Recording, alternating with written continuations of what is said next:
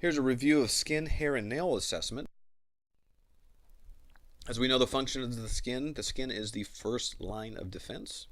It is the largest organ, which also has regulation of body temperature. It does have a neurosensory function. Helps with wound repair, absorption and excretion, and production of vitamin D. Also, when you think of skin, you want to think of self-image. Some people will have self-image issues if there's any quote-unquote abnormalities of their skin. This is a way of communication and perception through touch. Pain acts as a warning system, and it helps identify who I am culturally for many people. There's that absorption in terms of metabolic waste and byproducts of cellular use. Nothing has changed since early nursing school in the layers of the skin, but we know that the outermost layer is the epidermis, and that primarily contains the keratin-producing cells, which help with the major barrier functions of the skin. The melanocytes, which are found in the epidermis, and those produce the skin pigment of melanin, which helps determine skin color. The next layer down is the dermis, and it's made up predominantly of connective tissue. Here is where you have the blood and lymphatic vessels, nerve endings, sweat and sebaceous glands, and hair follicles. And then your hair and nails are that non-living appendage, which is composed of keratin. When you're doing your subjective data history, you're looking at any previous history of skin disease. This can also, you can talk about environmental, which we'll mention here just in a minute, changes in skin color or pigmentation, any changes in moles, the dryness or moisture, any pruritus, ecchymosis or bruising, and any other rashes or lesions. And if you do find any of these things, you want to definitely do a further assessment of these rashes or lesions. Looking at medication history, any changes in appearance and sensation of any part of their skin. They can go even going back to a rash or a lesion, looking for changes. The patient's description of the condition of skin, hair, and nails. We'd mentioned a little bit about environmental hazards. So environmental in terms of exposure to sun. So we know that lighter skinned individuals are at higher risk of developing more issues with their skin in terms of exposure to the sun. And of course, any exposure to chemicals. Wound healing, allergies, self-care, and any family history of skin disease. So think about it this way. So familial predispositions to things like psoriasis, allergies. You could have that hypopigmentation, which is the loss of pigment, or hyperpigmentation, which is an increase in the pigment. Generalized changes can indicate systemic illnesses like pallor, jaundice. Pruritus is the most common skin symptom, whereas dry skin, aging, systemic liver and cancer, lymphoma. For example, pain, you can get pain here, so many herpes zosters, reduced pain sensation, and diabetes, which may also cause a rash. If you see bruises or ecchymosis that are in multiple various stages of healing, you want to consider abuse. Frequent falls, so dizziness, neurological, cardiovascular could be potential causes. You want to look at the primary site of rashes, their migration pattern, and any new exposures to those chemicals. Drugs can increase sun sensitivity, so keep that in mind, like sulfonamides and oral hypoglycemic agents. Skin neoplasms can result from chemical agents, the sun, or unprotected sun exposure, and it can also accelerate that aging. I mentioned light-skinned individuals have a higher risk with unprotected sun exposure, but also so do our children. So it's important that they have the appropriate sunblock. Sometimes you have to give good education for our parents, for just about everybody, but specifically for our kids. in terms of how often to apply the sunblock as well. Before you do your skin exam, you always want to wash your hands thoroughly before and after. Wearing gloves is necessary. You want to make sure you're in a bright room and having a light source, a magnifying resource, a ruler. Here you can also use the Woods lamp. And to check temperature of the skin, we always know that we use the dorsa of our hands, the back of our hands. When you're inspecting the skin, you're looking again at color, temperature, integrity, moisture, elasticity, and turgor. Here you also inspect for hair distribution, as you might expect issues if, say, for example, normal hair distribution except for maybe one spot. So you want to also think about vascular issues if you're looking at, say, the lower extremities. You want to note the overall appearance of the skin. Does it look healthy or is it ill appearing just as much as does the patient look healthy or ill appearing? Is there any abnormal color to the skin based on their presentation? If you see that a patient is pale, you might want to consider anemia. If it's yellow, of course, that goes with jaundice, and any blue is considered cyanotic. But again, that also helps with just the overall appearance of the patient. Are they coming in with a lot of distress, for example? You want to inspect each part of the body. And of course, when you're inspecting the genitalia, you want to inspect the pubic area and labia in women, and the pubic area and scrotum and penis in men. And if any males are uncircumcised, you want to make sure you retract the foreskin. You want to inspect the sides of the fingers and web spaces, the palms and soles. Also, there's skin in the mouth, so make sure you do a good oral examination. Checking the color, texture, and distribution of hair. Any lesions that might be where hair growing out of them or hair preventing the growth. And you want to note any loss of hair or alopecia.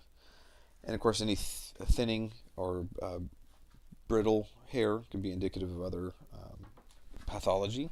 And of course, assessing for any other things that shouldn't be there, like lice or their eggs.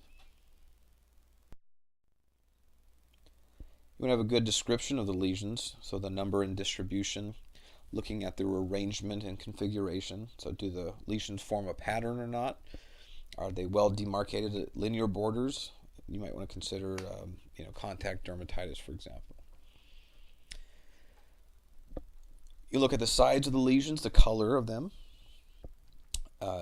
shape, and surface characteristics. So this is where you're going to actually need to physically touch the lesion. So if they're flat and non-palpable, which are demarcated only by color changes. So I'll show you a picture here momentarily.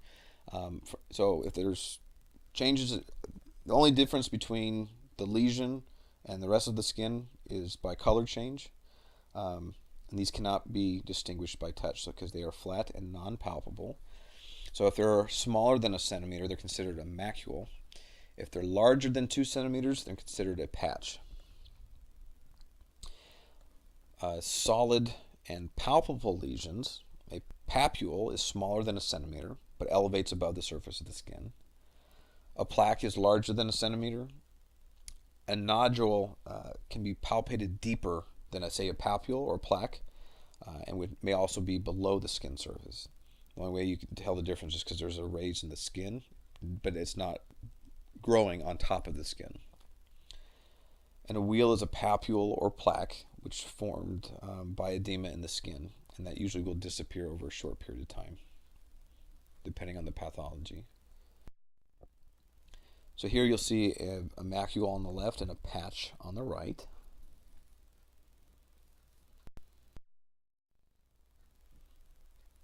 Here's a plaque on the left and a wheal on the right.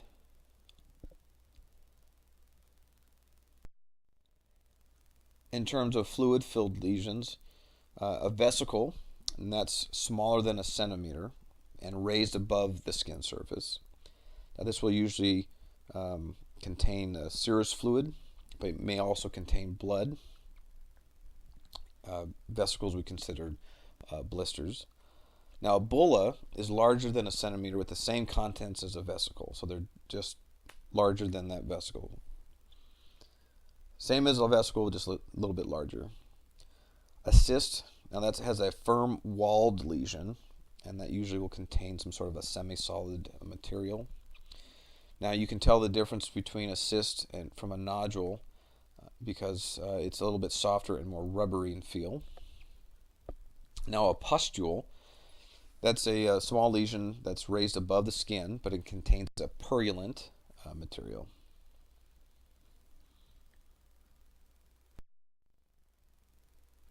There's a vesicle on the left and a bulla on the right.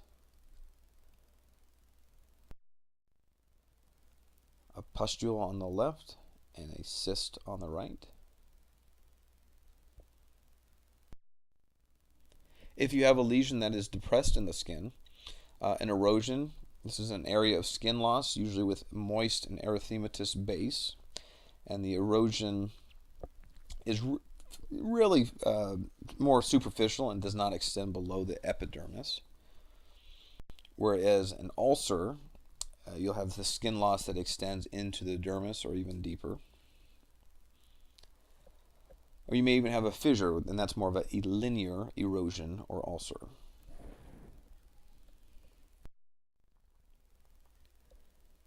Here's a fissure on the left and an ulcer on the right. Notice the linear and the fissure. You can also have these secondary lesions, and that's because they occur as a result of a change in the primary lesion, hence the term secondary lesion. A scale, these are white flakes from the top of the epidermal layer. Crust, also known as a scab, and this is a solid brownish covering over a lesion, which would be composed of that old dried serum, blood, or exudate. So we think of you fall down, scrape your knee, or kids scrape their knees, right? And there's blood, then eventually, as it dries, it becomes that scab. Looking for an erosion. Erosion can be secondary, only if it results from that a rupture or of the vesicle or bulla. So you got a blister and it pops, you could develop an erosion. At the same time, you can get an excoriation, which is, you can describe it as excoriation, but it is a form of an erosion that can be caused by scratching. And that's you can usually tell how a patient's been scratching because a lot of times there's that linear formation from their nails. And lichenification is that thickening of the skin, and that comes from repeated rubbing and scratching.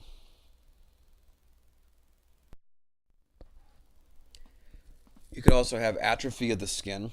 So just as much as, say, a muscle could atrophy, same here on the skin, on the left-hand side you can see. Lichenification, that thickening here on the right-hand side.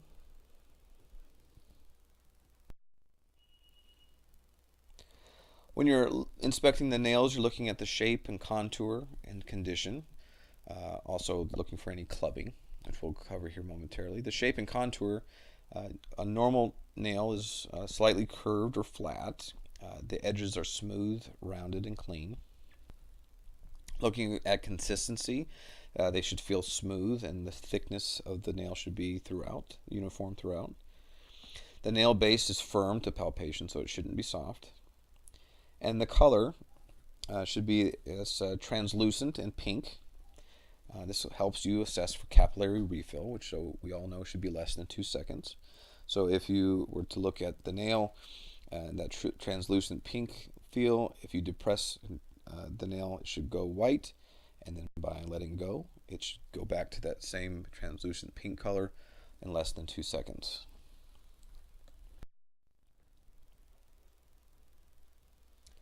Here's the little anatomy of the nail and the nail bed, and what it should all look like.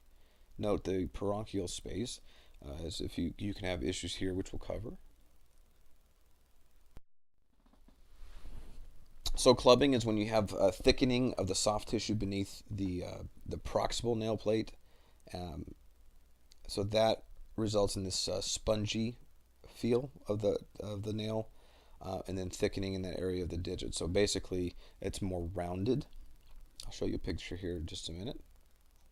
Coleonychia is represented by a transverse and longitudinal concavity, so the nail is concave, and that kind of has a spoon-shaped nail.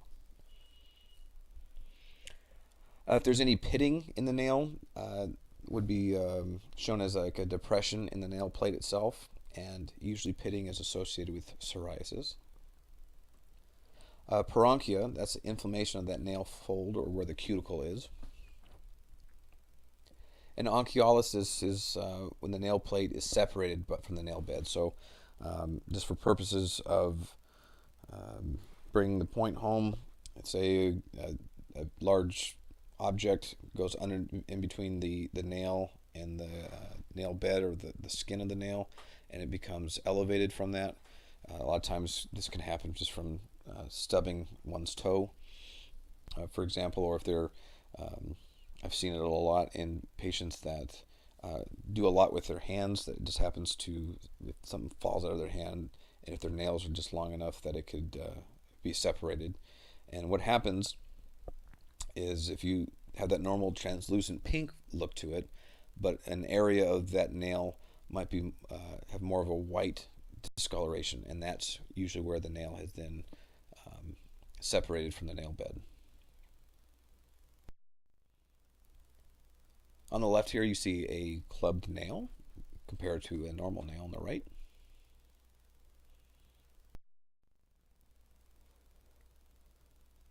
Here's some of the other ones we discussed, looking at some of the transverse lines there as well. I'm not expecting everyone to know these from heart by heart. Of course, depending on where you're working, it'll be dependent upon how much you need to know about all these things. But again, knowing what does a normal nail look like compared to an abnormal nail. If you know your normals, it's easier to figure out that something's abnormal.